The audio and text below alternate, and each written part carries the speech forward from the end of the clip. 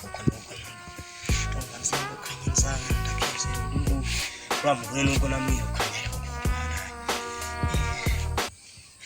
zahiranyishe muri iki gitondo dore abantu basigaye bazinduka wagira ngo baraye batari we Kimenyi karame papa hakuze no iki cyane igihe mba najyamaga ntago kiba kiri kumva ariko papa urandenganya nawe mba numva bimeze nabi waramutse bimeze bite ni byiza ndumva jana hari bega ni wewe wenyine se wese nubwo nyoko yahukanye ko uburareba turi busamuri ko numva inzara nyishe kandi ariko se papa soye mugabo mu rugo ninjye mugabo ariko se ubu umuntu wabona niki kujya gushakisha icyo kurya ubu yavuga gwe none se ngiye ugira ngo mbigenze ute ko nta mafaranga afite papa ndareka ndamubwira ko kabyara wamutsa kandi gatekereza yego ugiye kujya gushakisha imboga nese uri imboga ndajya kuzigura ku muhanda he oya ntago ari tujya kugura ndazikura he ngo ubu tugeze muri cyaje bavuga cyanyira agashogoro niyo agashogoro ugiye gusura umucugo harajya ku muhanda ibishyimbo by'abandi se nibamfatiramo ntibamama nubwo tutabana umushogoro nta kibazo wowe genda usorome ahubwo iri kwa none se papa ariko papa ubu barabona umuntu w'umugabo kundi gusoroma umushogoro ereka buri nta muntu w'igitsina gabo akwiriye kujya gusoroma imboga papa none se inzara zakwica nawe wirukaniye mamiki ubucucu bwiwe none se ubu koko ubu ndabigeze bakora iki gihe baziga bafite ubucucu busoje bundi no muzara bizagenda gute nge ntago nzazana umugore ngo mere nkawe papa nzaba ndeba shakisha ukuntu ndi bubeho rero ariko se papa uzi n'ibindi nungutse agatekerezo papa ndaje reka nze mbinoze nta kibazo banza nitawe n'uwo muntu mubanze muvugane ndaje nta kibazo nungutse agatekerezo Oh shit!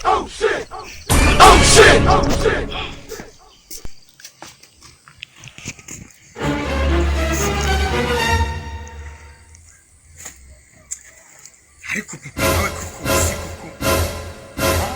ngiye icyo gitenge cya mama umva iki ni igitenge cya mama ndahita nyijyana kandi ndebe ko kitari kumbona ndagikenyera ku buryo abantu barajya bareba bakagira ngo ndi baby ntibakeke ko ndi umuhungu Yesu! kanze sha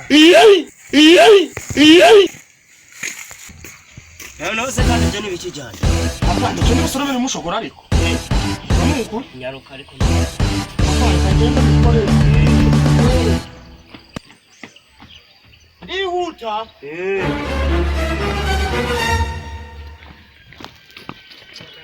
Sibintu papa nyine ni wari na ese bishobora ko ariko mana shorasa umuntu w'umugabo kuko ndi gusoroma imboga ibi bintu rero sha inzara nayo burani ikindi kintu pe iri mu magufwa neza gerageza ndeko mbishobora ibintu sinzi ko biri buvemo no kwimana niba basoroma ibikomeye aho ndapfa kwahira ko no kurya n'inyamaswa urana w'umugore ni ingenzi no kwimana ubu mama koko mama zagaruka koko maniga yanjye ko shaka ko hari ahantu ushaka ko tujyana se hehe hari ahantu ushaka ko tujyana shaka kujya kubagurira akantu sha aho twagiye hubu ntari bitwigendera ariko mengo sigaho twemera umuntu wemeye kutugurira akantu ko oya nidushikaho buri wese arajye icyo ashaka amafaranga ndi nayo nanjye si ikibazo cy'inzara nari mfite nta kibazo mahirwe ni masaba bantu uzi ko hari ikintu mbonye ni igiki subu uzi ko mbonye icyana wanga mbonye icyana reba hariya cyasi icyana nakibonye wajya kukiteretera se ariko mana njye noneho buze ubuto bw'ubwatsi ahubwo mwe muri no gutinda mu makoni reka nkwereke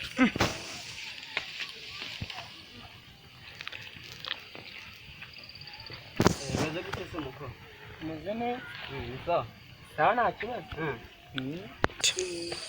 ese muko mbona shari kuriti mwiza n'imbanya murasi nana kwene umukobwa mwiza nkawe neza ugafuka heno gusoroma imboga nyine mu rugo bari bantumye gusoroma imboga ngo buri umukobwa kuko kiretse nde mukobwa reka nana kwikundiye oya nta kibazo no ufite imana Yesu! nawe erega nizo tukareshya ariko umukobwa mbona yiteretera gutya kuko nzamushobora wazananshobora n'ukuri wowe Kimenyi ariko manyangasa Kimenyi Yesu!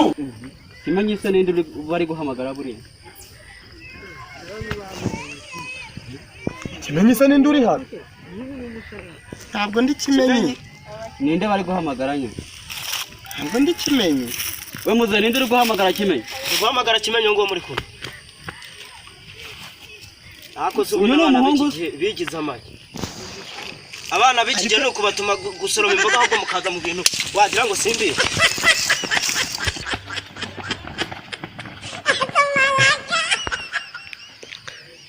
ariko ubundi kosa bari kuvuga kuri Ariko se ubundi kosa bari kuvuga kuri yaza kwiterete.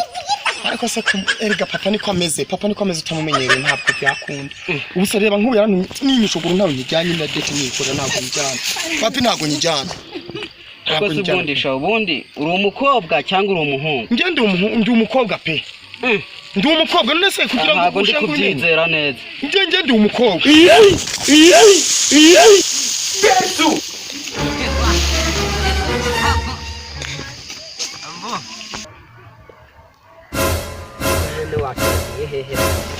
Hanye ndi kubyibazaho cyane ko naherutse anyura muri uyu muhanda yarenganya ajya. Nguyu hano hepfo aho yicaye. Yahuye n'ibibazo. Uyu muntu ni shyashya. Kanuma byagenze gute? Mwareka n'iki maniga yanjye ahubwo muze hano mbabwiye ibibazo byambaye.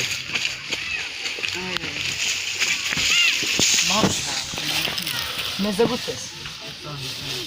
None se ibibazo ufite ni ibihe tuzamuke tujya mu muhanda kandi wenda tubwo twabura abantu bandika wabore wese byagenze tubwire ikibazo ufite rero. Ikibazo ufite ni iki? Rero ikibazo mpuye nacyo ngiye mpuye n'ibintu kandi niwe wabiteye. Njyewe bitanyereka kiragishyana nta kibazo mba nahuye nacyo. Niwe wagize kwitenga ariko naringiye kujya kumwiteretera urabyana. Ubu se wowe ijya kumuteta biba byakubaye byari kubabenga nago. Ibyo ntibindeba. Sinjye nakubwiye ngo ujyeyo birakureba. Ariko shabira bintu ushobora kuba ari ubiziho. Ntabyo narinzi ariko nuko witenze. Iyo ni ingaruka yo kwitenga. Ubu ujye uri kuno kanitenga se nyenda amadafari. Usibye n'amadafari se usuri ibigiye. Ariko ndireka nkubaza. Wowe urareba nujya mwana n'ugwego uriho wakaba ujya gutetura mwana. Nanjye nicyo nibaza ahubwo uretse n'umwana. Kuko naje gusanga ari umuhungu. Yesu! Umuhungu? Gute se? Cyakoze ufite n'ibibazo wowe ufite n'ibibazo. Ubu ujya gutereta umuhungu nyine ungana gute? Akubundi ubwanjye ufite n'ubwanjye nyabaki. Nase no kugana biri mu gihe ariko ntimunanye. Wowe utereta umuhungu bundi. Uzi ko uzava utereta na nyoka. Uzava uvamo ikigo ariko